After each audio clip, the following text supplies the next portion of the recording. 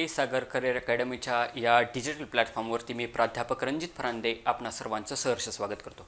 विद्यार्थी मित्रांनो, आपण कंबाईन 2021चा पेपर प्रिलिमचा डिस्कशनला घेतलेला आहे आणि आपण डिटेलमध्ये त्याचा ॲनालिसिस करतोय। त्याचे ऑप्शन 4चे 4 कसे आहेत, ऑलरेडी PYQ त्या सेक्शनवरती कसे कसे आलेले आहेत आणि आपले बरेचसे पार्ट याच्या अगोदर आपले झालेले आहेत। ज्यांनी पाहिले नसेल तर ते जाऊन पहा, ज्याच्यामध्ये आपण जिओग्राफी, पॉलिटी, हिस्ट्री, इकॉनॉमिक्स सगळेच्या सगळे कव्हर केलेले आहेत आणि आजच्या पार्टपासून आपण सायन्सला स्टार्ट करतोय। तर विद्यार्थी मित्रांनो, आपले के सागर पब्लिकेशनचे काही बुक्स आहेत। याच्यामध्ये महाराष्ट्रातील समाजसुधारक, साहित्यिक, भारतीय विचारवंत व अन्य महनीय व्यक्ती असं समाजसुधारकांवरती बुक आहे।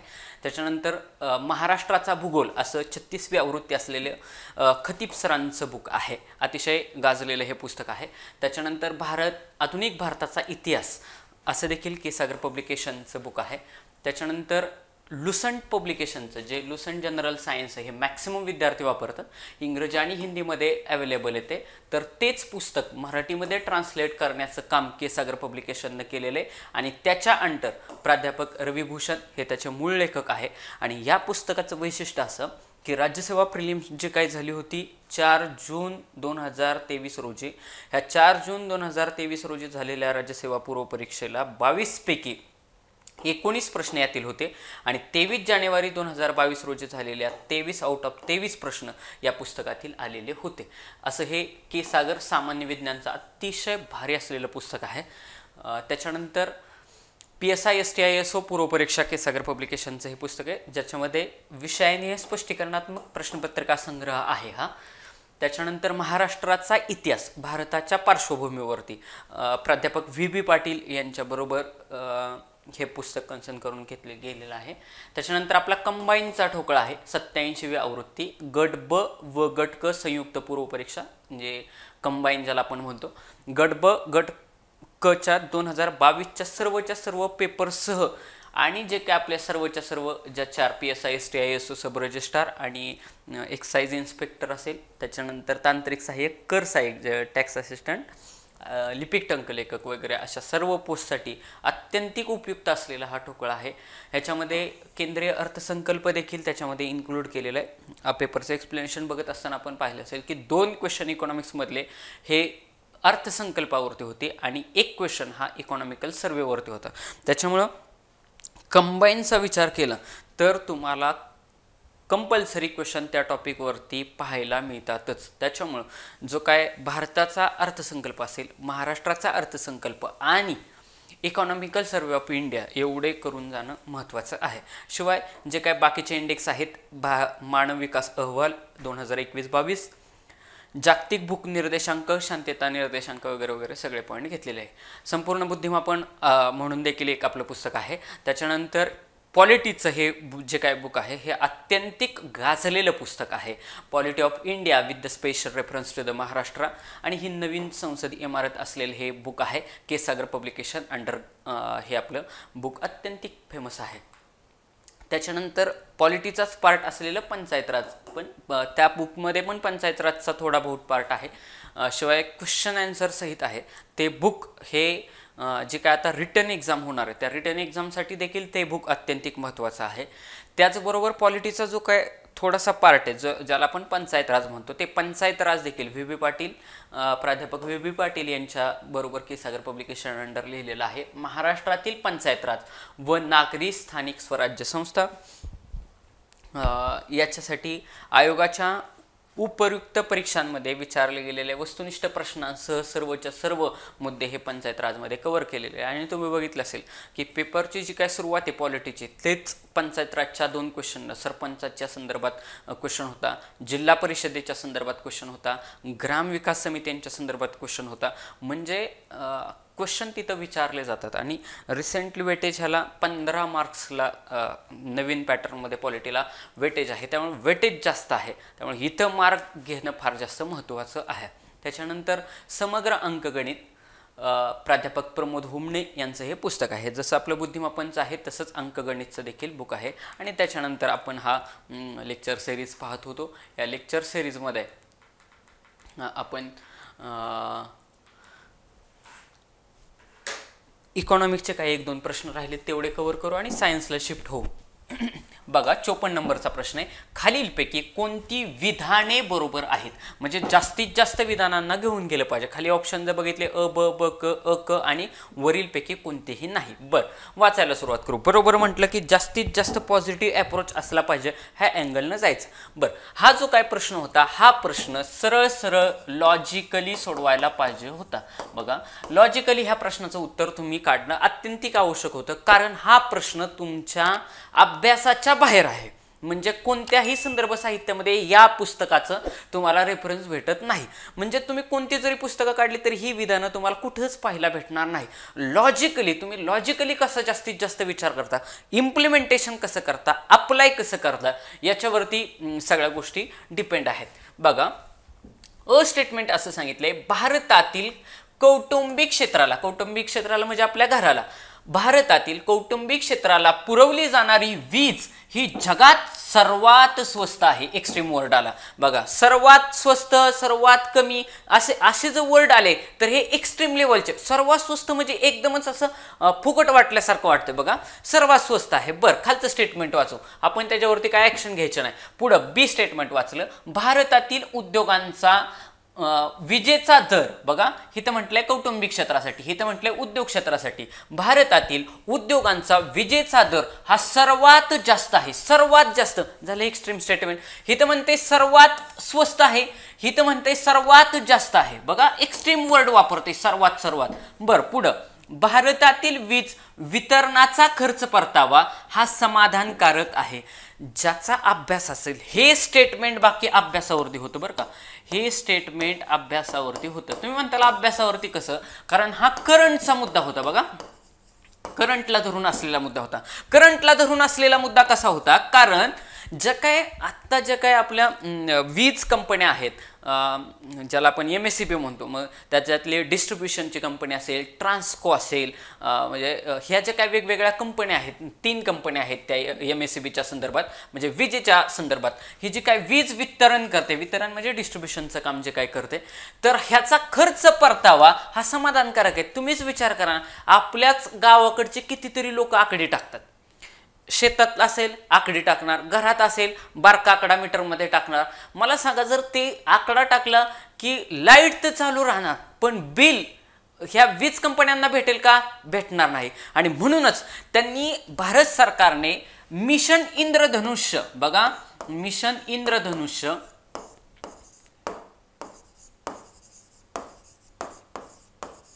नावाची स्कीम चालू केली होती. बघा, मिशन इंद्रधनुष्य नावाची स्कीम ह्या MSEBच्या संदर्भात चालू केली होती. ही मिशन इंद्रधनुष्य स्कीम ही लसीकरणासंदर्भात पण आहे बरं का. ही स्कीम लसीकरणासाठी पण आहे, म्हणजे लसीकरणासंदर्भात पण आहे. आणि हे जे काय वीज जी काय गळती होते किंवा वीज कंपन्यांचा जो काय तोट्यामध्ये चाललाय त्यांना वरती आणण्यासाठी आपण मिशन इंद्रधनुष्य नावाची स्कीम लसीकरणासाठी आणि ह्या वीज कंपन्यांसाठी चालू केली होती. मला सांगा की ह्या वीज कंपन्या ज्या काय खाली चालल्यात, म्हणजे डब्यात चालल्यात, किंवा त्यांचा तेवढ्या पद्धतीनं रिकव्हरी होत नाहीये, म्हणून तर आपल्याला ही स्कीम चालू करावी लागली ना. मग मला सांगा, जर स्कीम चालू करावी लागले तर परतावा समाधानकारक असेल का? परतावा समाधानकारक असेल का? म्हणजे परतावा समाधानकारक नसणार आहे. म्हणजेच हे स्टेटमेंट 100% काय आहे? 100% रॉंग आहे. म्हणजे क स्टेटमेंट रॉंग आहे. इथं क आहे, इथं क आहे, इथं बरोबर विचारले. बघा, इथं बरोबर विचारले, बरोबर. मग इथं क दिले, इथं क दिले, 2 ऑप्शन गेले, 2 ऑप्शन गेले. मग अ ब की वरीलपैकी कोणतेही नाही. बघा, अ ब की वरीलपैकी कोणतेही नाही. आणि तुम्हाला मी सांगितले, लॉजिक शेवटपर्यंत सोडायचं नाही. 1 आणि 4 मध्ये जर कन्फ्युजन झालं तर 4लाच घेऊन जायचं. जोपर्यंत 100% आपण शुअर असत नाही तोपर्यंत ऑप्शन नंबर 1ला जायचं नाही. ऑप्शन नंबर 1ला जाताना तुम्ही 100% शुअर पाहिजेल, म्हणजे पाहिजेलच, तरच ऑप्शन नंबर 1ला जायचं. सहज जरी बघितलं तरी ह्या स्टेटमेंटवरून विद्यार्थी मित्रांनो लक्षात येतं की कौटुंबिक क्षेत्राला पुरवली जाणारी वीज ही जगात सर्वात स्वस्त आहे. जगात सर्वात स्वस्त कसं असेल हो? तिकडे तुम्ही विचार करा ना, दक्षिण आफ्रिकेतले देश वगैरे विचार करा, ते केनिया वगैरे, युगांडा वगैरे, तिकडं ऑलरेडीच कितीतरी दारिद्र्य, ती लोक आपल्यापेक्षा जास्त स्वस्त वीज दरामध्ये देत असतील का? बरं, कौटुंबिक क्षेत्राला तुम्ही एक काम करा, 1 महिनाभर कंटिन्युअसली हीटर लावा आणि लाईट बिल किती येते ते बघा. सर्वात स्वस्त असेल का? सापडला ना. अगदी लॉजिकली एकदम बेसिक लेवलला जाऊन मी विचार केला की बाबा, तुम्ही विचार करा की बाबा घरामध्ये आपण कंटिन्युअसली हीटर लावला, अगदी आता उन्हाळ्याचे दिवस आहेत, कंटिन्युअसली कूलर लावा, लाईट बिल किती येते ते बघा. म्हणजेच काय की तुम्ही असं म्हणू शकत नाही की सर्वात स्वस्त आहे. म्हणजे ए स्टेटमेंट पण काय आहे, 100% रॉंग आहे. अ स्टेटमेंट गेलं. औद्योगिक क्षेत्राला विजेचा दर हा सर्वात स्वस्त असेल. कसा MIDC ना सर्वात स्वस्त वीज कशी असेल तुम्हीच सांगा ना. अहो म्हणजे साधी जर पिठाची चक्की जरी तुम्ही वापरायला लागले किंवा तुम्ही जर असं समजा की तुमचं एखादं कसलं तरी दुकान आहे, तर त्या ठिकाणी जरी तुम्ही ग्रामीण भागात राहत असला तरी तुम्हाला तो जो मीटर बसतो तो कमर्शियल बसतो, आणि कमर्शियलचा रेट आणि तुमचा रेग्युलर घरातला विजेचा दर हा वेगवेगळा असतो. म्हणजे लॉजिकली जरी विचार केला तरी ही पण जगात सर्वात जास्त कशी काय असेल नाही का, हे कुठेतरी मिडलला असेल ना. कारण ते विचार करतील ना बाबा, भारतीय लोक आपण कसे मिडल क्लासवाले आपल्याकडे जास्तीत जास्त आहे, भारतीय लोकांना ती भरायला पण परवडली पाहिजे ना. म्हणजे सर्वात जास्त असेल हे पण एक्स्ट्रीम लेवलचं स्टेटमेंट झालं बघा. सर्वात जास्त एक्स्ट्रीम लेवलचं स्टेटमेंट झालं. सर्वात स्वस्त हे पण एक्स्ट्रीम लेवलचं स्टेटमेंट झालं. आणि एक्स्ट्रीम लेवलचे स्टेटमेंट आत्तापर्यंत आयोगाचा असा पॅटर्न आहे, एक्स्ट्रीम लेवलचे स्टेटमेंट हे आयोगानं मॅक्सिमम ठिकाणी रॉंग ठेवलेत. काय केले? मॅक्सिमम ठिकाणी रॉंग ठेवलेत. त्याच्यामुळे ब ही स्टेटमेंट रॉंग आहे. अ जरी तुम्ही रॉंग केलं असतं तरी तुम्ही उत्तरापर्यंत पोहोचला असता. म्हणून या प्रश्नाचं उत्तर वरीलपैकी कोणतेही नाही हे आहे. काय? वरीलपैकी कोणतेही नाही. अशा पद्धतीने ह्याचं एक्सप्लेनेशन तुम्ही लक्षात घेऊ शकता. ओके. पुढचा प्रश्न 55 नंबरचा.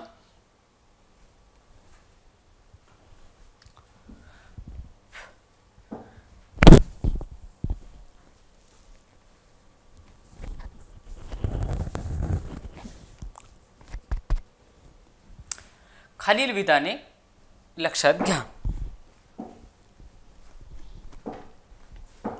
खालील विधाने विचारात घ्या. अ स्टेटमेंट म्हटले आंतरराष्ट्रीय व्यापार. म्हणजे आपल्याला बघा की कंबाईनची जरी पूर्व परीक्षा असली तरी आंतरराष्ट्रीय व्यापार म्हणजे व्यापारवरती क्वेश्चन असतो म्हणजे असतो. हा टॉपिक व्यवस्थित करायचा बरं का. आंतरराष्ट्रीय व्यापार नावाचा जो काय व्यापार, ट्रेड असेल, BOP असेल, BOT असेल, हे टॉपिक व्यवस्थित करून जायचे. कंपल्सरी क्वेश्चन असतोच. वस्तूंचा उतरता क्रम, सर्वात जास्त आयात कोणाकडून केली, सर्वात जास्त निर्यात कोणाकडून केली, सर्वात जास्त निर्यात असणारी वस्तू कोणती, वस्तू गट कोणते. बघा वस्तू ही वेगळी गोष्ट आहे, वस्तू गट असणारे वेगवेगळी गोष्ट. हे पॉइंट तुम्हाला एक्झामला जाताना कंपल्सरी माहिती पाहिजे. तो गट करूनच ठेवायचा. व्यापारामध्ये ह्या वर्षी चेंज काय झालाय का, कुठला देश खालीवरती झालाय का. जर खालीवरती पहिल्या 4 ते 5 क्रमांकामध्ये कितीतरी वेळा आयोगाने क्वेश्चन विचारला की निर्यात कोणाकडून जास्त आहे, हे असलेले 4 क्रमाने देश, आयात कोणाकडून जास्त आहे ते असलेले ह्यांच्याकडून आयात सर्वात जास्त आहे, भारत ह्यांना निर्यात सगळ्यात जास्त करतो, त्यांचा क्रम उतरत्या क्रमाने लावा, चढत्या क्रमाने लावा. कंपल्सरी ह्या टॉपिकवरती कंपल्सरी क्वेश्चन असतो. हा टॉपिक एकदम व्यवस्थित करायचा. टॉपिक थोडा जड आहे त्यामुळे आत्ता शांततेचा काळ आहे, तर हा टॉपिक तुम्ही बारकाव्याने करणं गरजेची गोष्ट आहे. पुढं आंतरराष्ट्रीय व्यापार. आंतरराष्ट्रीय व्यापार हा देशादेशातील वस्तू आणि सेवांच्या किमतीमधील फरकांवर आधारित आहे. बघा विधाने विचारात घ्या. हे तर विचारलंय बरोबर. तुम्हाला मी एक सांगितलं बरोबर विचारलं की मॅक्सिमम विधाने बरोबर आहेत असा तुमचा अँगल ठेवायचा विचार करताना. आता लॉजिकली विचार केला मी, अ स्टेटमेंट वाचल्यावरतीच मला एक लक्षात घेतं आलं बाबा, व्यापार आहे व्यापार, देशादेशातील वस्तू आणि सेवांचा व्यापार. बघा वस्तू आणि सेवा. वस्तू म्हणजे काय, असं समजा वस्तू म्हणजे मसाल्याचे पदार्थ, फॉर एक्झाम्पल मसाल्याचे पदार्थ. सेवा म्हणजे काय, आता IT सेक्टर बघा आपल्या भारतामध्ये सगळ्यात जास्त बूमलाय. तर मग IT सेक्टर जे काय वेगवेगळ्या देशांना, तिकडच्या युरोपियन कंट्रीज असतील त्यांची जी काय कामं ती भारतामध्ये केली जातात. आणि मग ती जी काय गोष्ट आहे, फॉर एक्झाम्पल असं समजा की इन्फोसिस कंपनी, तर ती इन्फोसिस कंपनी काय करते, सेवा प्रोव्हाइड करण्याचं काम करते. मग हा जो काय व्यापार होतोय हा किमतीमधील फरकांवर आधारित आहे. 100% बरोबर आहे ना. म्हणजे तुम्ही विचार करा, मसाल्याचे पदार्थ जर युरोपियन देशांमध्ये जर पिकतच नसतील तर त्यांची किंमत मसाल्यांच्या पदार्थांची तिकडे कशी राहील, जास्त राहील. तेच भारतामध्ये आपल्याकडं भरमसाठ मसाले येतं, मग त्यांची किंमत भारतामध्ये कशी राहील, कमी राहील. परिणामी ती लोक काय करतील, आपल्याकडे येतील, आपल्याकडचे मसाल्याचे पदार्थ स्वस्त किमतीमध्ये घेतील, तिकडे जाऊन त्याचा काय करतील, व्यापार करतील. बरोबर आहे का, आलं का लक्षात. शिवाय आता फॉर एक्झाम्पल असं समजा रॉयल एनफिल्ड गाडी, इंग्लंडचे, बरोबर का? मग ती जी काय गाडी ती आपल्या भारतीय मार्केटमध्ये विकली जाते, तिची किंमत बघा, तिची किंमत ही जास्त आहे का नाही? म्हणजे आपल्याला एक गोष्ट लक्षात घ्या की बाबा जो काही किमतीमधला फरक आहे याच्यावरती तर व्यापार होईल ना, किमतीमधल्या फरकांवरतीच व्यापार होणार आहे. म्हणजे अ स्टेटमेंट 100% रॉंग आहे. हिथं फक्त क दिलंय, ऑप्शन गेला. हिथं फक्त अ दिलंय, हिथं अ दिलंय आणि वरीलपैकी सर्व मध्ये पण अ आहे, म्हणजे एक ऑप्शन तर गेला. आलो 75%वरती. आणि तुम्हाला मी सांगितलं की जास्तीत जास्त असा हाही प्रश्न बघा, हाही प्रश्न तुम्हाला तुमच्या लॉजिकवरती सुटणारा होता. या प्रश्नाला तुम्हाला अभ्यासाची गरज नव्हती. क स्टेटमेंट सोडलं तर अभ्यासाची गरज नव्हती. आता ह्यातलं क स्टेटमेंट बघू आपण. क स्टेटमेंट असं सांगतं बघा, आंतरराष्ट्रीय व्यापारातील व्यवहारशेषाच्या नोंदी. हा व्यवहारशेष तुम्ही जर हा टॉपिक जर व्यवस्थित केला असेल तर तुमचे हे सगळे शब्द अभ्यासाच्या बाबतीत, ही तर अभ्यासच आहे बरं का, या स्टेटमेंटला तुमचा अभ्यासच आहे. या स्टेटमेंटच्या अभ्यासावरूनच तुम्हाला लक्षात येईल आंतरराष्ट्रीय व्यापारातील व्यवहारशेषाच्या नोंदी म्हणजे ज्या काही व्यवहारशेष होतात तर त्या दुहेरी पद्धतीनं बघा, दुहेरी नोंद पद्धतीनं केल्या जातात. मग ह्या ज्या काही नोंदी केल्या जातात कशाच्या, व्यापारातल्या, आंतरराष्ट्रीय, ह्या दुहेरी पद्धतीनंच केल्या जातात. हे ऑलरेडी जनरलाइज स्टेटमेंट आहे. आयोगानं हे पण ऑलरेडी विचारलेलं आहे बघा. हे ऑलरेडी आयोगाचं PYQ मधलं स्टेटमेंट आहे. ऑलरेडी STIच्या एक्झाम्स जे काय मेन्स होतात, STIच्या मेन्सचे जर पेपर तुम्ही काढून बघितले तर त्या मेन्सच्या पेपरमध्ये 100% हे विचारलेलं स्टेटमेंट आहे की ही दुहेरी पद्धतीनं नोंद होते. म्हणजे क स्टेटमेंट 100% करेक्ट आहे. हिथं तर क काढलाच होता, हिथं क आहे का नाही, ऑप्शन गेला. हिथं क आहे का, ऑप्शन गेला. क फक्त हिथंच आहे. म्हणजे या प्रश्नाचं उत्तर वरीलपैकी सर्व राहील. बघा, जरी तुम्हाला आलं नसतं तरी लँग्वेज ह्या प्रश्नाची कशी आहे, टप आहे. ह्या सगळ्या प्रश्नांची लँग्वेज कशी आहे, टप आहे. कारण आता ब स्टेटमेंट आपण वाचू बघा, तुमच्या लगेच लक्षात येईल की लँग्वेज कशा पद्धतीने. ब स्टेटमेंट वाचल्यानंतर व्यापाराच्या अटी वस्तूच्या निर्यात आणि आयातीच्या विनिमयानुसार विनिमय गुणोत्तर किंवा त्याच्या किमतीच्या गुणोत्तराच्या संदर्भात असतात. काय म्हणते की ज्या काही व्यापाराच्या अटी असतात ही वस्तूची निर्यात आणि आयातीच्या विनिमयाचं गुणोत्तर किंवा किमतीच्या गुणोत्तराच्या संदर्भात असतात. स्टेटमेंट अतिशय वाचायला तेवढ्या प्रेशरखाली त्या टायमिंगमध्ये तुम्ही त्या 60 मिनिटाचा विचार करा. 10 मिनिट तर ऑलरेडी गोल करायला गेले, म्हणजे राहिले किती, 50 मिनिट. 50 मिनिटामध्ये 100 क्वेश्चन डील करायचे. मग 50 मिनिटामध्ये 100 क्वेश्चन डील करणं म्हणजे सोपी गोष्ट नाही. त्याच्यात असलं एवढं मोठं स्टेटमेंट काहीतरी समजेल का? तेवढ्या स्पीड खाली तुम्ही तेवढं स्पीड लावून वाचा. व्यापाराच्या अटी वस्तूंच्या निर्यात व आयातीच्या विनिमय गुणोत्तर किंवा त्याच्या किमतीच्या गुणोत्तराच्या संदर्भात घेतात. काय कळलं तुम्हाला? जर तुम्हाला असे स्टेटमेंट जर फार जास्त अवघड वाटत असतील, जड वाटत असतील तर एवढं डोक्यात ठेवायचं, कुठलाच मनुष्य बघा, म्हणजे एक्झामिनर किती जरी ब्रिलियंट लेवलला असेल, म्हणजे ती लोक फार जास्त हुशार असतात, प्रोफेसर लेवलचे असतात, किती जरी असली तरी बुकिस्ट म्हणजे पुस्तकाच्या लँग्वेजमध्ये कुठलाही मनुष्य लिहू शकत, म्हणजे बोलू शकत नाही ना. हे सरळ सरळ हे जे वाक्य तुम्ही शांततेनं वाटलंच तर स्क्रीनशॉट घेऊन वाचा. हे सरळ सरळ एखाद्या बुकमधून उचलून घेऊन तिथं छापले असं सरळ सरळ दिसतं. कोणत्याही एखादं वाक्य हे स्वतः एक्झामिनरनं तयार केलेलं आहे असं दिसतं. कारण जर एक्झामिनरनं वाक्य स्वतः तयार केलं तर तो काय तिथं त्या वाक्यामध्ये त्या फेरफार करण्याला त्याला चान्स आहे. जास्तीत जास्त तो फिरवू शकतो तिथं. हे स्टेटमेंट ऑलरेडी एखाद्या पुस्तकातून घेतल्यासारखं दिसतं बघा, पुस्तकातून घेतल्यासारखं दिसतं. मग जर पुस्तकातून जर एखादं स्टेटमेंट घेतलं असेल तर शक्यतो त्याच्यामध्ये जास्त छेडछाड केली जात नाही. ऑलरेडी स्टेटमेंट हे पॉझिटिव्ह सेन्समध्ये आहे, घेतात.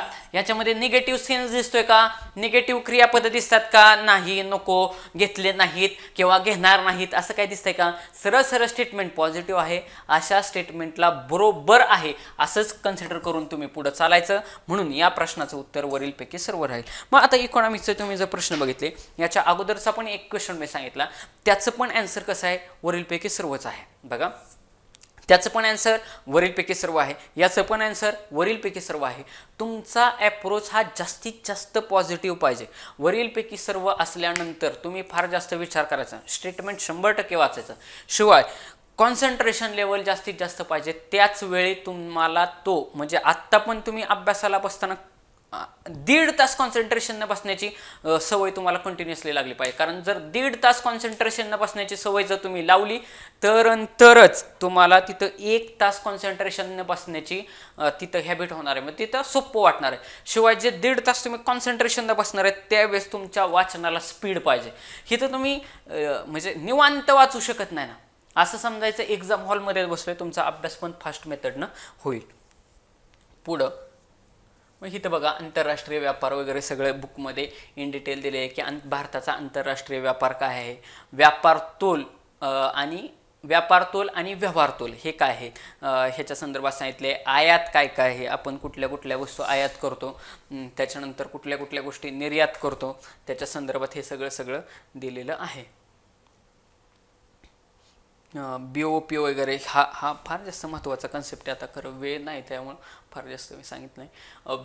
व्यापार तोल वस्तू आणि आयात. व्यापार तोलामध्ये म्हणजे व्यापार म्हटलं की त्याच्यामध्ये काय आयात निर्यात येणं. बघा व्यापार म्हटलं की आयात निर्यात येणं.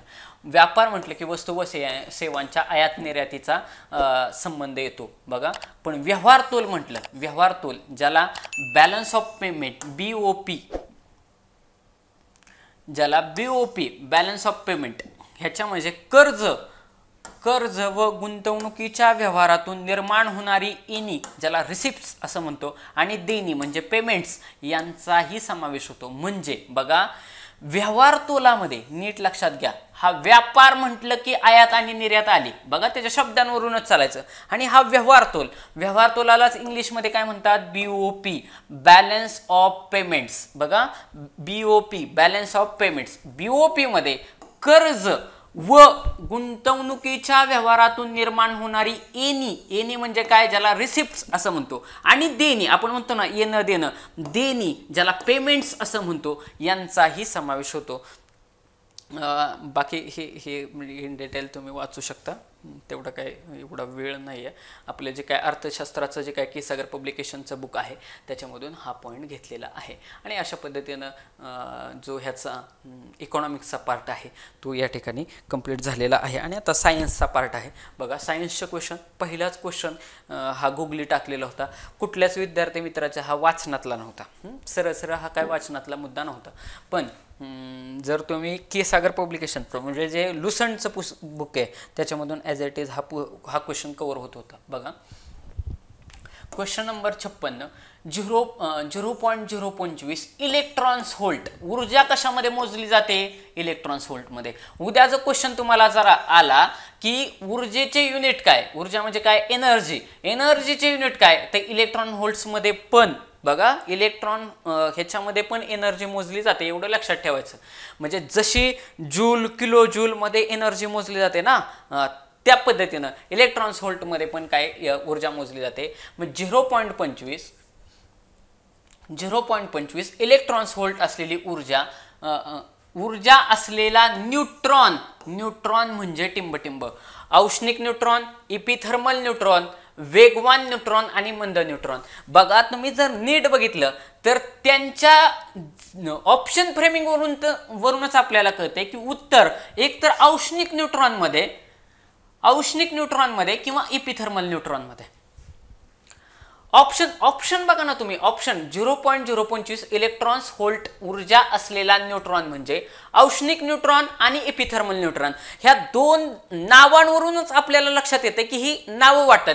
वेगवान न्यूट्रॉन आणि मंद न्यूट्रॉन हे असं दिसतं की एकतर हा औष्णिक असणारे हा वेगवान असेल किंवा मंद असेल, किंवा हा इपिथर्मल असेल तो वेगवान असेल किंवा मंद असेल.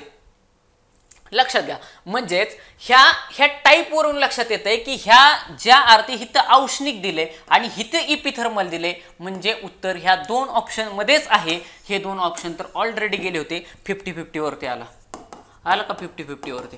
आपण मॅक्सिमम ऑप्शन हा 50-50 वरती आणण्याचा प्रयत्न करायचाच, त्याच आणि त्याच वेळी विद्यार्थी मित्राचा स्कोर वाढतो. लक्षात घ्या, तुम्ही ऑप्शनवरती जास्तीत जास्त काम करणं गरजेची गोष्ट आहे आणि त्याच्यासाठी अभ्यास जो काय असणार आहे तुमचा म्हणजे 100% ज्याला अभ्यासाचं ॲप्लिकेशन म्हणतात ते झालं पाहिजे.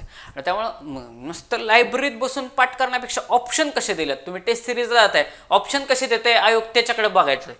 मग औष्णिक न्यूट्रॉन आणि एपिथर्मल न्यूट्रॉन. तर विद्यार्थी मित्रांनो ह्या प्रश्नाचं उत्तर आहे औष्णिक न्यूट्रॉन. ती जे न्यूट्रॉन असतात 0.025 इलेक्ट्रॉन्स व्होल्ट असलेली ऊर्जा असलेले न्यूट्रॉन हे ह्यांना औष्णिक 0.025 इलेक्ट्रॉन व्होल्ट असलेले जे काही न्यूट्रॉन आहेत तर ह्या न्यूट्रॉनना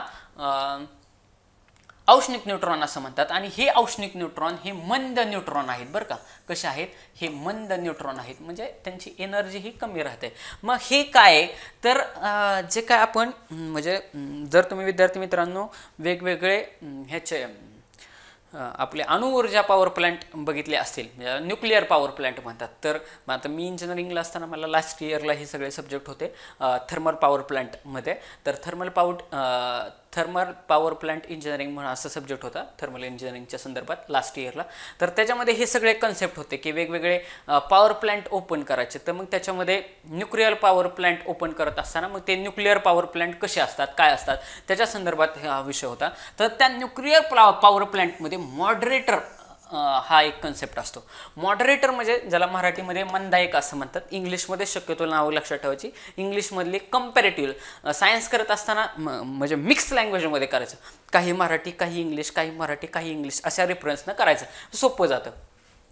कारण क्वेश्चन पण तुम्ही बघा ना, क्वेश्चन त्यांनी जो विचारलाय हा पण मिक्स लँग्वेजमध्ये विचारलाय ना. त्यांनी क्वेश्चन सरळ सरळ मराठीत फ्रेम केले का 0.025 इलेक्ट्रॉन व्होल्ट ऊर्जा. आता ह्याला ह्याच्यात मराठीत काय म्हणायचं ह्याला. त्यामुळे काही पॉईंट हे आता हा न्यूट्रॉन हा शब्द आहे हे इंग्लिशमध्ये, म्हणून तुम्हाला मी काय सांगितलं की सायन्स करत असताना मिक्स लँग्वेजमध्ये करायचा. थोडा एक दोन तीन रिव्हिजन होईपर्यंत म्हणजे बघा पहिलं रिडिंग, सेकंड रिडिंग आणि तिसऱ्या रिडिंगपासून तर तुम्हाला 100% अंडरस्टँड व्हायला सुरुवात होईल. थोडा नोट्स काढण्याचा प्रयत्न करायचा. शेवटी आपल्याला अंडरस्टँड होणं महत्त्वाचं आहे. शेवटी आपलंच बुक आहे, आपणच ते सगळं रंगवायचं मस्तमध्ये लाल घेरव्या पेननं सोपं करायचं. म्हणजे मिक्स लँग्वेजमध्ये करायचं एवढं लक्षात ठेवा. 0.025 इलेक्ट्रॉन्स व्होल्ट असलेल्या न्यूट्रॉनला औष्णिक न्यूट्रॉन असं म्हणतात. हे दोन ऑप्शन तर ऑलरेडी आपण इलिमिनेट केले होते. 1 आणि 2 म्हणजे चान्स घ्यायचा होता. मग शेवटी आता काही जणांनी 2 घेतला असेल, काही जणांनी ऑप्शन नंबर 1. मी बी ऑनेस्ट ऑप्शन नंबर 2ला त्यावेळेस टेक केलं होतं. माझं उत्तर चुकलं होतं. मला माहिती मी हे 2 ऑप्शन तर ऑलरेडी काढले होते. हे आणि याच्यामध्येच उत्तर असेल एवढं मला माहिती होतं, पण माझं उत्तर चुकलेलं आहे त्यावेळी. म्हणून मला सांगण्याचं तात्पर्य काय की बाबा हा क्वेश्चन 50-50 मध्ये तुम्ही नेऊ शकत होता. आता मॉडरेटर हा काय प्रकार असतो, ज्याला मॉडरेटरचा उपयोग बघा, ह्याचा उपयोग काय केला जातो तर जे काय न्यूट्रॉन्स असतात बघा, जे हे म्हणजे नाही का अणुऊर्जा प्रकल्प असतात, तर त्या अणुऊर्जा प्रकल्पामध्ये तुम्ही जर बघितलं ते युरेनियम, थेरियम वगैरे वगैरे त्यांच्यामध्ये काय की अशी चेनला चेन अशी साखळी तयार होते ऊर्जेची. मग ते कुठेतरी त्याचं खंडन करण्याला इम्पॉर्टंट गोष्ट असते. मग त्याचा वापर करून त्याचे जे न्यूट्रॉन्स तयार होतात, त्या न्यूट्रॉन्स जे काय उत्सर्जित होणारे न्यूट्रॉन्स आहेत ह्यांचा वेग कमी करण्यासाठी हे मॉडरेटर वापरले जातात. काय केले जातात, हे जे काय न्यूट्रॉन्स त्याच्यामध्ये सपोज युरेनियम असेल किंवा थोरियम असेल ह्यांच्यापासून तो जो काय पॉवर प्लांट आहे, अणुऊर्जेचा जो काय पॉवर प्लांट आहे, तर तो अणुऊर्जेचा पॉवर प्लांटमध्ये ती ऊर्जा कमी त्याच्यामध्ये तयार होणाऱ्या न्यूट्रॉन्सचा वेग कमी करण्यासाठी बघा, वेग कमी करण्यासाठी कोणाचा, न्यूट्रॉन्सचा काय वापरतात, हे मॉडरेटर वापरतात. मग या न्यूट्रॉन्सला तापीय म्हणजेच कसले, औष्णिक तापीय न्यूट्रॉन्स असे म्हणतात. आणि त्यांची रेंज इथं दिलेली आहे बघा, याच्यावरून हा क्वेश्चन सुटत होता. 0. बघा तुम्ही व्यवस्थित बघा, 0.01 ते 0.3 इलेक्ट्रॉन्स व्होल्ट आणि ह्याच्यामध्येच ही रेंज कव्हर झालेली आहे. ती रेंज तापीय न्यूट्रॉन्स असं म्हणतात. बुकमध्ये आहे तसंच होतं की 0.01 to 0.3 इलेक्ट्रॉन व्होल्ट अशी ती काय आहे, तापीय न्यूट्रॉन असं म्हणतात. मग हे जे काय मॉडरेटर आहेत, तर मग वेगवेगळे मॉडरेटर कोणते कोणते आहेत, क्वेश्चन इथं पण बऱ्याच वेळा विचारलाय. मॉडरेटर तर ग्राफाईट त्याच्यानंतर जड पाणी ज्याला इंग्लिशमध्ये हेवी वॉटर असं म्हणतात, तर त्याच्यानंतर बेरियम ऑक्साईड आणि कार्बनी द्रव असे सामान्यपणे मॉडरेटर म्हणून वापरले जातात. पण मॅक्सिममपणे हे हेवी वॉटर आणि ग्राफाईटच्या कांड्या हे जास्तीत जास्त करून त्या पॉवर प्लांटमध्ये वापरले जातात. कशासाठी? न्यूट्रॉनचा वेग कमी करण्यासाठी.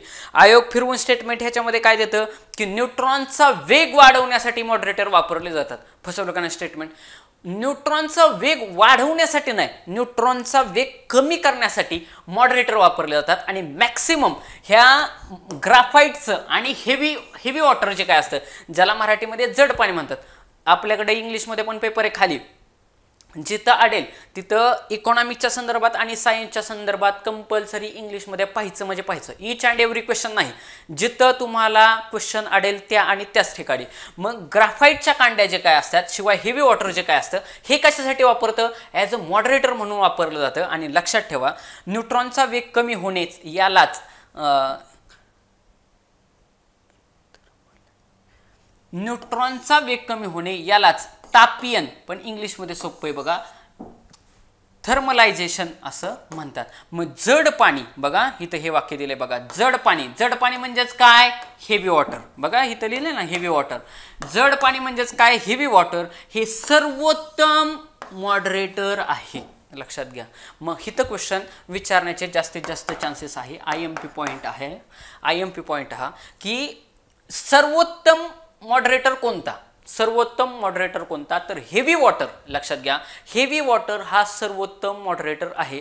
हे ह्या प्रश्नाचं हे एक्सप्लेनेशन होतं. आणि विद्यार्थी मित्रांनो, आपलं के सागर पब्लिकेशनचं जे काय लुसंट पब्लिकेशनचं जे काय सामान्य विज्ञान आहे, त्याचं जे के सागरमध्ये मराठीमध्ये केलेलं आहे, हा सरळ जो रेफरन्स घेतलेला आहे हा, तर तो ऑलरेडी त्या लुसंटच्या पब्लिकेशन के सागर सामान्य विज्ञान प्राध्यापक विभूषण प्रथम आवृत्तीमधून हा पॉईंट घेतलेला आहे. आणि तुम्हाला मी सांगितले ही रेंज ज्याने बुकमध्ये तिथलं वाचले असतील ना, त्याला ह्या रेंजवरून ॲन्सर आलं असतं की ह्याचं औष्णिक उत्तर आहे. ओके, त्याच्यानंतर पुढचं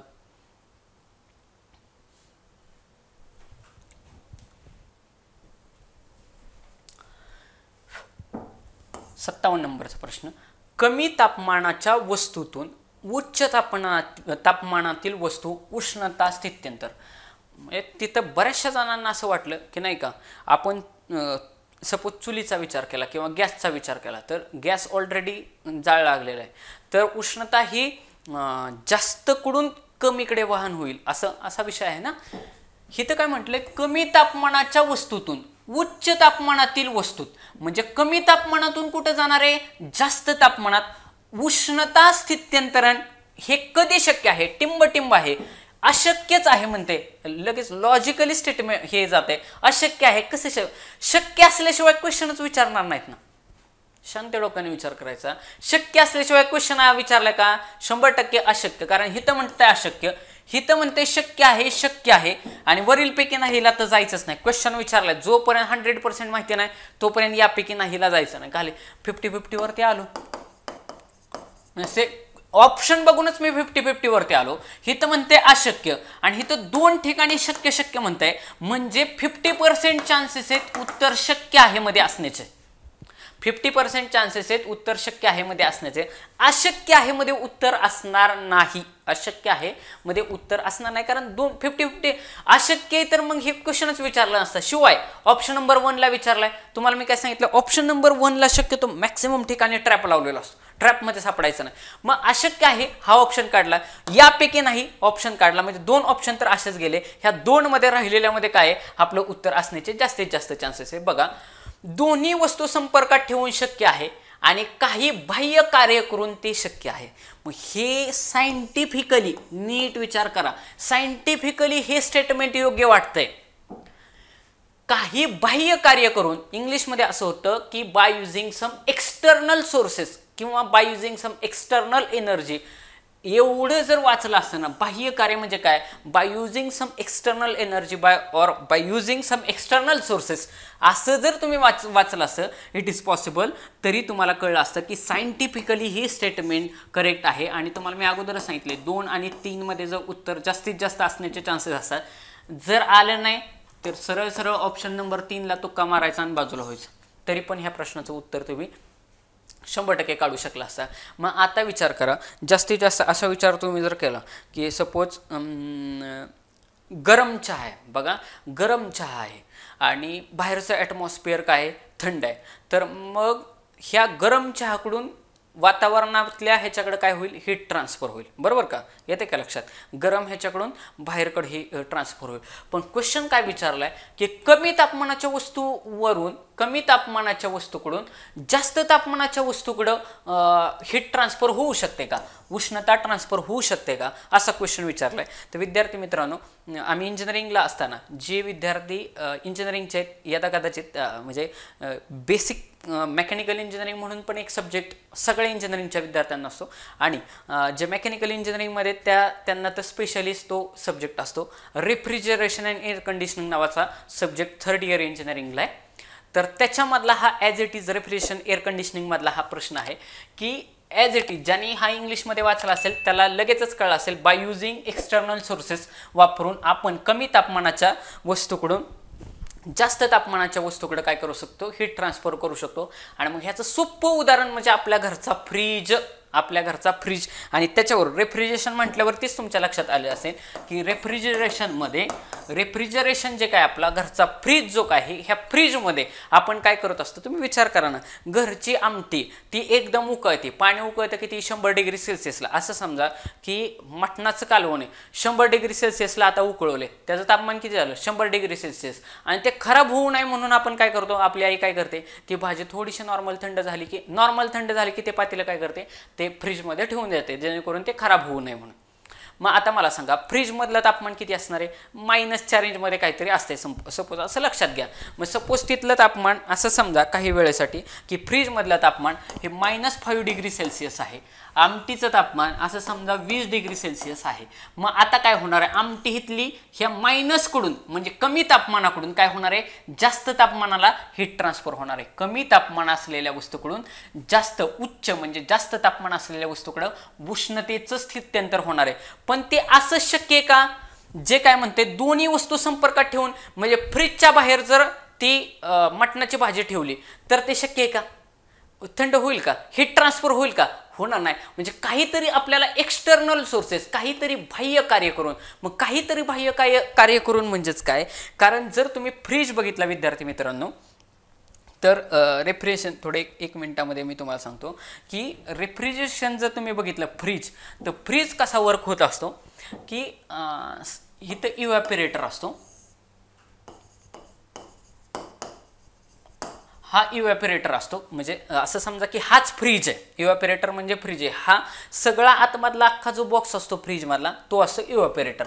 हां, आणि ह्या ठिकाणी सेकंडला इथे मी आता वेळ काय फार जास्त घालवत नाही, हा असतो कॉम्प्रेसर. तुम्ही जर सिल्डेड टाईप ऑफ कॉम्प्रेसर बसवले असतं, तुम्ही जर फ्रीजच्या खाली वाकून बघितलं तर एक काळा डबा दिसतो, काळा डबा, तर तो कॉम्प्रेसर बसवले असतो. कॉम्प्रेसरचं काम काय असतं, टू कॉम्प्रेस काय करायचं, ह्याच्यामधले जे काय फ्लुइड असतं ज्याला रेफ्रिजरंट असं म्हणतात, हे रेफ्रिजरंट सगळीकडं त्या आतमध्ये जर फ्रीजच्या बघितलं तर अशा कॉइल्स दिसतात बघा, व्हाईट कॉइल्स दिसतात, ते त्याच्यामध्ये असं रेफ्रिजरंट. हे रेफ्रिजरंट हे अत्यंतिक थंड असतं म्हणून तर फ्रीज थंड होईल ना. पण हे रेफ्रिजरंट सगळीकडं गोल गोल गोल गोल गोल गोल गोल गोल फिरायला पाहिजे ना, कंटिन्युअसली सगळ्या फ्रीजमध्ये फिरायला पाहिजे. मग ते फिरण्यासाठी आता आपलं बघा, आपण हवा भरतोय तिथं काय कॉम्प्रेसर आहे, कॉम्प्रेसर चालू केला की आपण हवा भरतो म्हणजे प्रेशरनं. मग त्या फ्लुइडला प्रेशर येण्याचं काम बघा, प्रेशर देण्याचं काम कोण करत असो, हा कॉम्प्रेसर करत असो. कॉम्प्रेसर झाला की कॉम्प्रेसर नंतर तुमचा इथं थ्रोटलिंग वॉल बसवलेला असतो बघा, इथं थ्रोटलिंग वॉल बसवलेला असतो, थ्रोटल वॉल, हा थ्रोटल वॉल असतो. ह्या थ्रोटल वॉलमध्ये काय होतं की थ्रोटलिंग इफेक्ट होतो, म्हणजे नोझलिंग इफेक्ट होतो. आणि तुमचं जो काय बॉइल्स लॉ आहे बघा, बॉइल्स लॉ आहे की pressure is directly proportional to the temperature. बघा बॉइल्स लॉ काय सांगतो की pressure is directly proportional to the temperature. Pressure तुमचं जर सडनली कमी झालं तर टेम्परेचर पण काय होतं, सडनली कमी होणार आहे. बघा प्रेशर जर तुमचं कमी झालं, एकदम कमी झालं, तर टेम्परेचर पण काय होणार आहे, एकदम कमी होणार आहे. आणि ह्या थ्रोटलिंग प्रोसेसमध्ये टेम्परेचर काय केलं जातं, एकदम कमी केलं जातं. आता काय झालं की ह्या इव्हॅपोरेटर कॉइलमधून बघा, इव्हॅपोरेटर कॉइलमधून तो जो काही रेफ्रिजरंट आहे ह्या कॉम्प्रेसरनं, जसं कॉम्प्रेसर काय करतो, आपला हवा भरायचा कॉम्प्रेसर असतो, तो काय करतो, हवा पास करत असतो, म्हणजे हवेला प्रेशराईज करत असतो. तसंच ह्याच्यातले इव्हॅपोरेटरमध्ये असला जो काय रेफ्रिजरंट आहे, एक लिक्विड असतं ते, मग ते जे काय लिक्विड आहे बघा, किती बऱ्याचशा ठिकाणी आपलं लिक्विड भरलं जातं, हे जे काही लिक्विड आहे हा कॉम्प्रेसर ओढून घेतो. ओढून घेतल्यानंतर कॉम्प्रेस केल्यानंतर त्याचं टेम्परेचर आणि प्रेशर दोन्ही वाढतं. त्याच्यानंतर हा थ्रोटलिंग वॉलच्या हिथं येतो. हिथं आल्यानंतर असं समजा हिथं येतो, हिथं आल्यानंतर ह्या थ्रोटलिंग प्रोसेसमध्ये काय होतं की तो बारक्या एका नोझलमधून पास केला जातो. बारकी एक असे तांब्याची बघा, एक तांब्याच्या टाईप असे एक कॉईल असते पाठीमागं, तुम्ही फ्रीजच्या पाठीमागं बघा एक काळी उभी जाळी असते आणि तिथंच एक तांबड्या कलरची, म्हणजे ह्याच्या पितळाच्या ह्याच्यामध्ये, तांब्याच्या ह्याच्यामध्ये, कॉपरच्या ह्याच्यामध्ये एक बारकी अशी सिलेंड्रिकल अशी एक नळी असते बघा, अशा टाईपमध्ये असं एक कॉईल असते. ह्या सिलेंड्रिकल ह्याच्यामध्ये ही जी काय अशी कॉईल आहे, ह्या सिलेंड्रिकल कॉइलमध्ये ही जो असतो त्याला असतो थ्रोटल वॉल. ह्या थ्रोटल वॉलमध्ये काय होतं की दोन्ही प्रेशर आणि टेम्परेचर दोन्ही एकदम कमी केलं जातं. प्रेशर कमी झालं की आपोआप टेम्परेचर खूप जास्त कमी होतं, कारण हा बॉइल्स लॉ आहे. आपल्याला 2 लॉ आहेत, बॉइल्स लॉ आणि चार्ल्स लॉ. सायन्सचा पार्ट आहे 9वी 10वी सगळीकडे, 12वी पर्यंत सगळीकडे सायन्सला आहे. आणि त्याच्यानंतर असतो तो म्हणजे असतो कंडेन्सर. काय असतो, कंडेन्सर. कंडेन्सर म्हणजे आपल्या फ्रीजमधले जे काळे होईल ह्याला म्हणतात कंडेन्सर. कंडेन्सरचं काम असतं टू कंडेन्स, म्हणजे हिथं काय झालंय, टू टेम्परेचर आणि प्रेशर हे कमी झाले. मग कंडेन्सरमधून पास होत असताना काय होतं की बाहेर बघा ती जी जाळी असते ती, त्या जाळीला त्यांनी सांगितलं असतं, फ्रीज ज्यावेळेस आपण घरी लावतो त्यावेळेस सांगितलं असतं की ती जी काय जाळी ही भिंतीला टेकून ठेवू नका.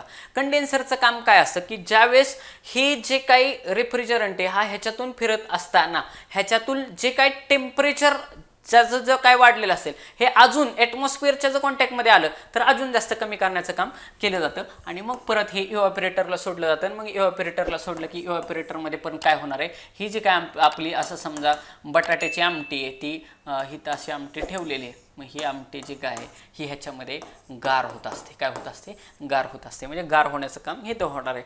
मग हा जो काय हा तुमचा रेग्युलर फ्रीज आहे, फ्रीजर आहे, हा फ्रीज आहे. मग ह्या फ्रीजमध्ये हे सगळं असं वर्किंग होत असतं.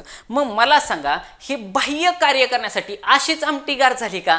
बाह्य करण्यासाठी तुम्ही हा कॉम्प्रेसर लावला का? 100% कॉम्प्रेसर लावला. हा थ्रोटलिंग वॉल लावला का? हा कंडेन्सर लावला का? त्यावेळी ह्या इव्हॅपोरेटरमध्ये म्हणजे तुमच्या फ्रीजमध्ये हे सगळं काय झालं, गार झालं. म्हणजे कमी तापमानाकडून बघा, कमी तापमानाकडून जास्त तापमान असलेल्या ह्याच्याकडे हीट ट्रान्सफर झाली. ही हीट ट्रान्सफर करण्यासाठी तुम्हाला काहीतरी बाह्य सोर्सेस लावावे लागले आणि हे बाह्य सोर्सेस हे आहेत. हा ह्याचा पॉईंट होता, हा ह्याचा असा कन्सेप्ट होता. असं विद्यार्थी मित्रांनो तुम्ही लक्षात घ्या. त्याच्यावरून आपल्याला लक्षात आलं असतं की कमी तापमानाच्या वस्तूकडून उच्च तापमानाच्या वस्तूकडे वस्तूचे स्थित्यंतर होत असतं, काहीतरी बाह्य कार्य असणं गरजेची गोष्ट आहे. आणि लॉजिकली पण क्वेश्चन हिथं 2 ठिकाणी शक्य म्हणत होतं, त्यामुळे अशक्यला जाण्याची गरज नव्हती. ह्या 2 स्टेटमेंटवरून असं वाटत होतं की उत्तर, आणि कधी पण लक्षात ठेवा 2 आणि 3 मध्ये कन्फ्युजन झालं तर नेहमी उत्तर हे आयोग आहे ना पुढच्या स्टेटमेंटला ठेवतं. म्हणजे 1 आणि 2 मध्ये कन्फ्युजन झालं तर 2 ला उत्तर ठेवण्याचा प्रयत्न करतं. लक्षात ठेव, उत्तर लगेच ठेवणार नाही. आयोग काय करतं, पुढच्या स्टेटमेंटला उत्तर ठेवतं. दोन्ही वस्तू संपर्कात ठेवून शक्य आहे आणि काही बाह्य कार्य करून ते शक्य आहे. म्हणजे इथं हे शक्य आहे वरून आपल्या लक्षात आलं असतं, हे शक्य आहे वरून आपल्या लक्षात आलं असतं की बाबा ह्या 2 मध्येच उत्तर आहे. पहिले 2 ऑप्शन तर गेले होते आणि ह्याच्यावरून उत्तर असं तुम्ही काढणं आवश्यक होतं. आता पुढचा प्रश्न, मग इथं त्या ठिकाणी बघा हे जे काय आपलं केसागरचं बुक आहे लुसंटचं, त्या लुसंटच्या बुकमध्ये इथं सांगितले गतिविषयक वेगवेगळे उष्णतेच्या संदर्भात रूल सांगितले. तोही एकदा आयोगाने विचारलेला आहे. पहिला ऊर्जा अक्षयतेचा नियम ऑलरेडी आयोगाने एकदा विचारलेला आहे सायन्समध्ये. ऊर्जा नष्टही करता येत नाही, निर्माणही करता येत नाही, तिचं रूपांतर एका ऊर्जेतून दुसऱ्या ऊर्जेमध्ये करता येतं. The energy can neither be created nor be destroy, it can be converted one form of energy into the another form of energy. ऊर्जा अक्षयतेचा नियम येतो तसा 10वी मध्ये पण होऊन गेलाय. आणि मग त्याच्यामध्ये पुढं इन डिटेल जाऊन त्याच्यामध्ये 2 स्टेटमेंट आहेत. 2 स्टेटमेंट हे ऑलरेडी म्हणजे हे काय डिटेल सांगत नाही. केल्विन प्लंक स्टेटमेंट विधान इथं म्हटलंय बघा. केल्विन प्लंक स्टेटमेंट आणि क्लॉसियस स्टेटमेंट असे इंजिनिअरिंगचा पार्ट आहे. एवढे डिटेलमध्ये अभ्यास करण्याची काही गरज नाही आहे. ते एवढंच लक्षात ठेवा की ऊर्जा ही निर्माण करता येत नाही, नष्ट पण करता येत नाही. एका सोर्समधून ती दुसऱ्या सोर्समध्ये, म्हणजे फॉर एक्झाम्पल लाईट आहे. लाईट आपण फॅनला लावली की इलेक्ट्रिसिटी दिली की तिचं काय होते, गतिज ऊर्जेमध्ये रूपांतर होत आहे, बरोबर का नाही. पाण्याच्या गतिज ऊर्जेचं रूपांतर करून आपण काय करतोय, टर्बाईन फिरवतोय, म्हणजेच त्याचं कन्व्हर्जन मेकॅनिकल एनर्जीमध्ये करतोय. मेकॅनिकल एनर्जीचं कन्व्हर्जन कशामध्ये होतंय, इलेक्ट्रिकल एनर्जीमध्ये आपण जनरेटर वापरून करत असतो. अशा पद्धतीनं केसागर पब्लिकेशनचं जे काय आपलं लुसंटचं बुक आहे, सामान्य विज्ञान प्राध्यापक रवी भूषण सरांनी जे काय लिहिलेलं त्याच्यामधून हे घेतलेलं आहे. म्हणजे तुमच्या आता लक्षात आलं असेल की बाबा कमी ह्याच्यामधून पण हीट ट्रान्सफर होऊ शकते. ओके, पुढचा 58-57 नंबरचा क्वेश्चन झाला ना.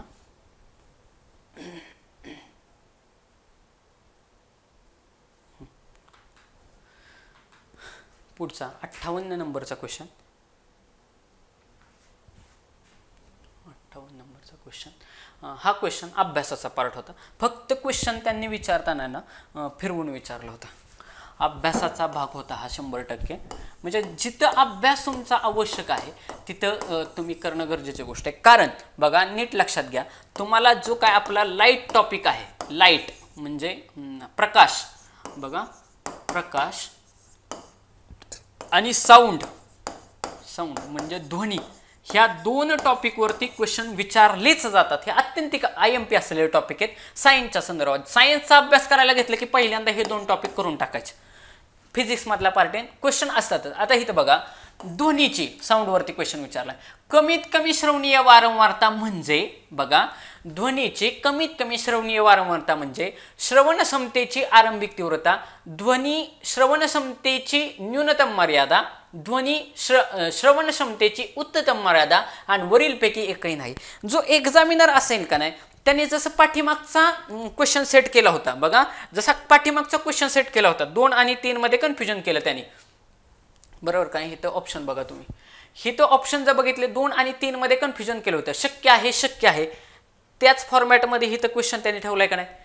इथं बघा तुम्ही, इथं काय म्हणते, ध्वनीय श्रवणीय क्षमतेची न्यूनतम मर्यादा, श्रवणीय क्षमतेची, ध्वनीय श्रवणीय क्षमतेची, इथं म्हणते न्यूनतम मर्यादा आणि इथं म्हणते उच्चतम मर्यादा. 100% त्या जो काही एक्झामिनर आहे सायन्सचा, ज्याने हे पेपर सेट केलेत किंवा ज्याने क्वेश्चन सेट केलेत त्याचा माइंडसेट लगेचच कळतोय. वरीलपैकी नाही असा एक ऑप्शन आहे, सरळ सरळच घालवलं. म्हणजे आलो का 75%वरती, 75% प्रॉबॅबिलिटी राहिली माझी उत्तर बरोबर येण्याची. वरीलपैकी नाहीला उत्तर 100%च नाही. आणि श्रवण क्षमतेची आरंभिक तीव्रता अशामध्ये पण उत्तर नाही. ज्या अर्थी ह्या 2 ऑप्शनमध्ये सिमिलॅरिटी ठेवली त्या अर्थी आपण 50-50 चान्सेस वरती आलो. ऑप्शन नंबर 2 आणि ऑप्शन नंबर 3 मध्ये आलो. ह्याच्यामध्ये 2 मध्ये आपल्याला डिसिजन घ्यायचं होता की कुठलं हे आहे. मग ज्यावेळेस आता 2 मध्ये बघा लॉजिकली तर आपण 2 ऑप्शन काढले. ऑप्शन नंबर 1 काढला, ऑप्शन नंबर 4 काढला आणि एवढं तर आपल्याला कळलं की ध्वनीय श्रवणीय क्षमतेची न्यूनतम मर्यादा आणि ध्वनी श्रवणीय क्षमतेची उच्चतम मर्यादा, ह्या 2 पैकी एक तर उच्चतम मर्यादा किंवा न्यूनतम मर्यादा, ह्या 2 पैकी आपल्याला उत्तर ठेवलेले. मग कुठं उत्तर ठेवलेले नीट बघा, कुठं उत्तर ठेवलेले. मग ध्वनीचे कमीत कमी श्रवणी, इथं काय विचारलंय, कमीत कमी विचारलंय बघा. कमीत कमी, कमीत कमीला पॅरलली असलेला शब्द कुठे आहे, हा कीवर्ड आहे. ह्या क्वेश्चन मधला हा कीवर्ड आहे. कीवर्ड काय सांगतोय तुमचा, कमीत कमी म्हणजेच काय, इकडं न्यूनतम म्हणजे कमीत कमी का उच्चतम कमीत कमी होईल. कमीत कमी काय आहे, न्यूनतम. ह्या कीवर्ड वरून आपल्याला ऑप्शन नंबर 2 हे उत्तर मारता आलं असतं. हे लॉजिकली मी सांगितलं तुम्हाला, याच्यामध्ये मी अभ्यास वापरला नाही. ह्याच्यामध्ये हा क्वेश्चन मी लॉजिकली डील केला. कसा, ध्वनीची कमीत कमी श्रवणीय वारंवारता म्हणजे मी ऑप्शन वाचले. 2 ऑप्शन वाचल्यानंतर मला ह्या 2 ऑप्शनमध्ये कळलं की हिथं न्यूनतम मर्यादा आहे, उच्चतम मर्यादा आहे. वरीलपैकी नाहीला तर आपण जातच नाही, म्हणजे 100% माहिती असल्याशिवाय जायचं नाही. त्याच्यामुळे हा ऑप्शन तर घालवला. ऑप्शन नंबर 1 ला पण तुम्हाला मी सांगितले 100% खात्री असल्याशिवाय जात नाही.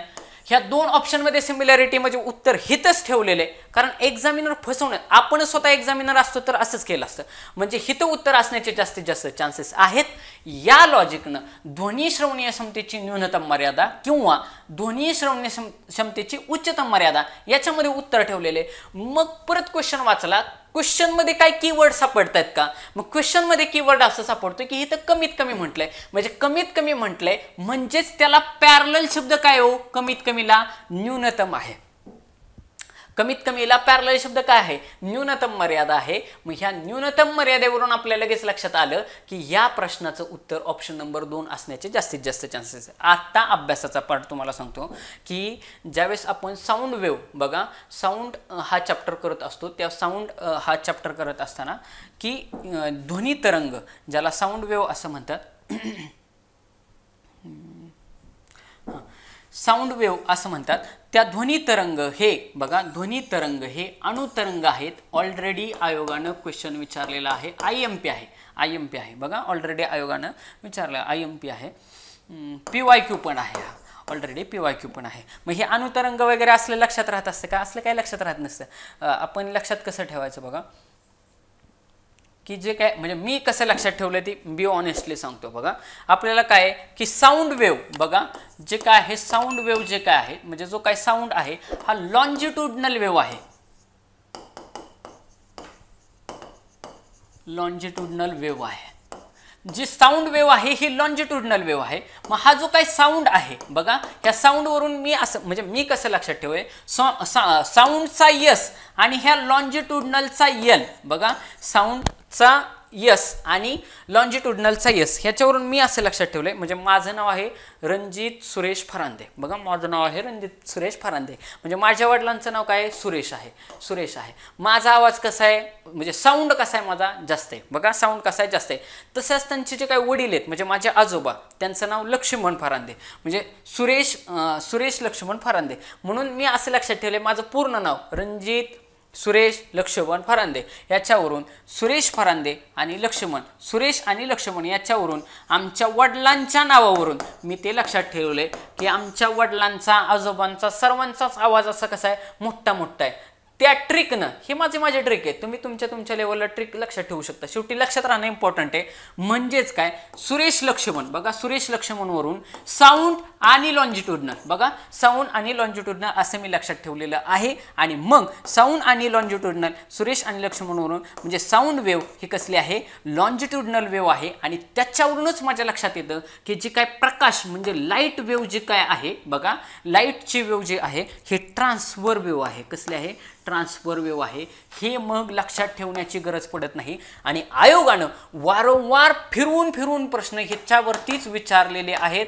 IMP गोष्ट आहे, ऑलरेडी PYQ पण इथं विचारलेले आहेत. बघा लाईट वेव्ह जी काय आहे ही ट्रान्सफर वेव्ह आहे. बघा लाईट ही वेव्ह ही ट्रान्सफर वेव्ह आहे, लाईट वेव्ह ट्रान्सफर वेव्ह आहे. पण हे मी लक्षात ठेवलेलं नाही.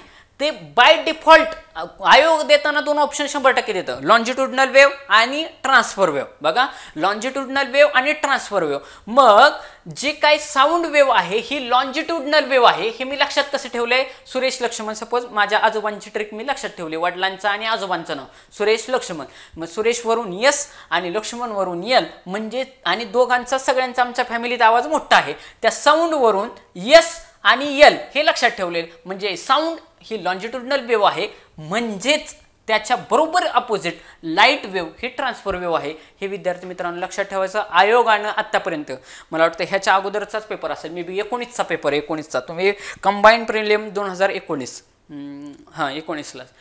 19ला झालेला पेपर तुम्ही काढून बघा. तिथं सरळ एवढ्याच पॉईंटला फसवले, ह्याच पॉईंटला आयोग मॅक्सिमम ठिकाणी ह्या आयोगाने ना ह्या पॉईंटला फसवले. साऊंड वेव्ह ही, कारण हे अणुतरंग वगैरे असतं काही लक्षात राहत नसतं. साऊंड वेव्ह ही लॉन्जिट्युडनल वेव्ह आहे आणि light wave heat transfer wave आहे. काही शब्द हे तुम्हाला इंग्लिशमध्येच लक्षात ठेवावे लागतील, कारण आयोगाचा कल हा बदलत चाललेला आहे. इंग्लिशमध्ये क्वेश्चन ते विचारतायत. बाकी मग उत्तर तर तुम्हाला आलं, तो पॉईंट तर तुम्हाला मी सांगितला. आणि बघ बाकी हे सगळं त्याच्यामध्ये दिलेलं आहे. आणि मेन गोष्ट सगळ्यात हिथं आहे की जिथं आयोगानं मॅक्सिमम वेळा प्रश्न विचारले. बघा लक्षात घ्या मुद्दा, हां जी काय आपण कानानं बघा, हे जे काय कान आहेत ही कानाची ऑडिओ जी काय आपली म्हणजे रेग्युलर रेंज आहे, ज्याला आपण ऑडिएबल रेंज असं म्हणतो, ती ऑडिएबल रेंज किती आहे? 20 हर्ट्ज टू 20,000 हर्ट याच्या मधला जो काय ध्वनी आहे तो आपण काय आहे की तो श्राव्यता आहे, म्हणजे तो आपण ऐकू शकतो. लक्षात घ्या, म्हणजे कानानं जो काय ऐकू शकतो हा कमीत कमी किती आहे? 20 हर्ट्ज. 20 ते 20,000 बघा, 20 ते 20,000. आयोग फसवण्यासाठी काय करतं? 20 हर्ट्ज मध्ये जो काय साऊंड आहे हा मोजला जातो. इथे देखील आयोगानं PYQ विचारलेला आहे की कशामध्ये मोजला जातो? हर्ट्ज मध्ये. 20 हर्ट्ज ते 20 किलो हर्ट्ज असं करतं ते. 20 हर्ट्ज ते 20 किलो हर्ट्ज. किलो म्हणजे बघा के, आपण बघतो ना, आपण व्ह्यूज बघतो के मध्ये. के म्हणजेच किती असतं? 1000 असतं. लक्षात ठेवा, के म्हणजेच 1000 असतं. एवढ्या लॉजिकनं लक्षात ठेवायचं. मग 20 ते 20 किलो हर्ट्ज म्हणजेच आपण लक्षात ठेवताना 20 ते 20,000 हर्ट्ज. 20,000 हर्ट्ज म्हणजेच 20 किलो हर्ट्ज असं आहे. मग हे के म्हणजेच 1000 असतं. मग 20 हर्ट्ज ते 20 किलो हर्ट्ज, ह्या किलो हर्ट्ज म्हणजे जाणून बुजून 20 किलो हर्ट्ज असा आयोग देतं किंवा काय करतं? हित किलो हर्ट्ज करतं. 20 किलो हर्ट्ज ते 20 किलो हर्ट्ज असंच करतं. आणि हे की आपल्याकडून वाचताना लक्षातच राहत नाही. आपण वाचायची सवय आपल्याला रेग्युलर अशी लागलेली असते 20 हर्ट्ज टू 20 किलो हर्ट्ज. त्यामुळे लक्षात नीट बारकाव्यानं ठेवताना आहे ना, हे हर्ट्ज मधलं लक्षात ठेवायचं. काय? हे जे हर्ट्ज मध्ये दिले ना ते लक्षात ठेवायचं. 20 ते 20,000 हर्ट्ज हा आपण ऑडिएबल रेंज आपली श्राव्यतीत ज्याला म्हणतो आपण. कारण ही 20 हर्ट्जपेक्षा जर कमी असेल तर आपण ऐकू शकत नाही. जर 20 हर्ट्जपेक्षा जो कमी असतो त्याला इन्फ्रासोनिक म्हणतात. आणि 20,000 हर्ट्जपेक्षा जो जास्त असेल त्याला अल्ट्रासोनिक असं म्हणतात किंवा सुपरसोनिक असं म्हणतात. ह्या तिन्ही पॉईंटवरती ऑलरेडी आयोगानं प्रश्न विचारलेले आहेत आणि तिन्ही पॉईंट अत्यंतिक IMP आहेत. तिन्ही पॉईंट अत्यंतिक IMP आहेत. बघा, 20 हर्ट्ज ते 20,000 हर्ट हे ऐकण्यासारखा ध्वनी आहे. 20 हर्ट्जपेक्षा जर कमी झाला, 20 हर्ट्जपेक्षा जर कमी झाला तर त्याला इन्फ्रासोनिक असं म्हणतात. आणि 20,000 पेक्षा जर जास्त झाला तर त्याला अल्ट्रासोनिक किंवा सुपरसोनिक असं म्हणतात. मग हे जे काय 20 ते 20,000 आपण ऐकू शकतो कानाने. 20 हर्ट्जपेक्षा जर कमी झाला, हा जो काही कमी असतो, हे नेहमी मोठे आकाराचे जे काही प्राणी असतात. लक्षात ठेवायचं, मोठे आकाराचे प्राणी नेहमी असला आवाज तयार करतात. उदाहरणार्थ हत्ती हा नेहमी इन्फ्रासोनिक तयार करत असतो. आणि सुपरसोनिक जे काय असतात हे लहान प्राणी हे तयार करत असतात. उंदीर, वटवाघूळ हे त्याचं सगळ्यात बेस्ट उदाहरण आहे. वटवाघळ जे काय आवाज निर्माण करतात ही अल्ट्रासोनिक मध्ये करतात. लहान आकाराचे प्राणी जे काय असतात बघा, उंदीर, वटवाघळ, लहान आकाराचे प्राणी, आकार लहान आहे पण आवाज मोठा तयार करतात, असं विरोधाभास आहे. आकार प्राण्याचा मोठा आहे पण आवाज 20 हर्ट्जपेक्षा कमी निर्माण करतात, अशा पद्धतीनं. मग इथं अभ्यासानं प्रश्न कसा सोडवायचा होता बघा. अभ्यासाचं ह्याच्यामध्ये इथं कमीत कमी म्हटलंय. मग कमीत कमी आपल्याकडे किती आहे? कमीत कमी आपल्याकडे आहे, एक मिनिट, कमीत कमी किती आहे? 20 हर्ट्ज आहे. आणि 20 हर्ट्ज ही आपली न्यूनतम म्हणजे कमीत कमी मर्यादा आहे या लॉजिकनं. उच्चतम मर्यादा आहे का ती? उच्चतम किती आहे आपली? उच्चतम आहे 20,000 हर्ट्ज ही आपली उच्चतम मर्यादा आहे. या लॉजिकनं हा प्रश्न सुटत होता. कमीत कमी विचारले त्याच्यामुळे न्यूनतम मर्यादा हे अशा पद्धतीने आहे. अशा पद्धतीने विद्यार्थी मित्रांनो ह्याचं क्वेश्चनचं मी 3 क्वेश्चन झाले, एक्सप्लेनेशन इन डिटेल सांगितले. ह्याच्या अगोदर कसं काय आलेले, ट्रिक काय, कसं लक्षात ठेवलं पाहिजे ह्या अँगलला मी तुम्हाला सांगितलेलं आहे. हे व्हिडिओ तुम्हाला कसे वाटतील नक्की कमेंट बॉक्समध्ये कळवा. एक लाईक जरूर करत जा. जर तुम्ही लाईक केले तर आम्हाला पण बाबा लक्षात येतं की बाबा जास्तीत जास्त विद्यार्थी मित्रांना ह्याचा फायदा होतोय. जास्तीत जास्त तुमच्या मित्रांपर्यंत ते पोहोचवण्याचा प्रयत्न करा. के सागर करिअर अकॅडमीला सबस्क्राईब करा. आपले वेगवेगळे बुक्स आहेत, संदर्भ साहित्य आहेत, ते मी ऑलरेडीच तुम्हाला सांगितलेले आहेत. धन्यवाद.